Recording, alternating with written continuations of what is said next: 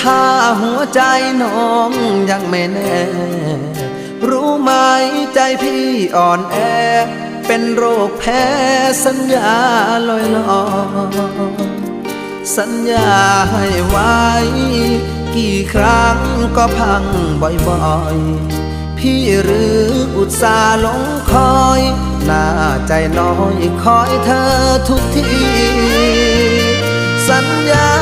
จริงจังให้ความหวังที่ฝังใจมันจะรักกับพี่ยืนนานปากหวานยืนยันทั้งปีแต่งงานเมื่อพร้อมอย่าหอมยอมใจรักพี่ผลลัพธ์ก็คือช้ำฟรีคนดีไม่มี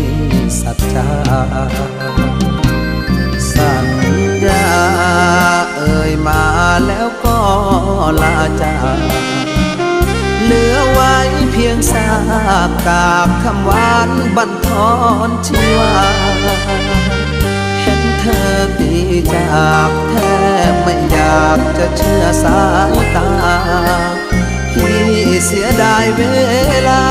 ที่คอยหาแล้วมาเป็นอื่น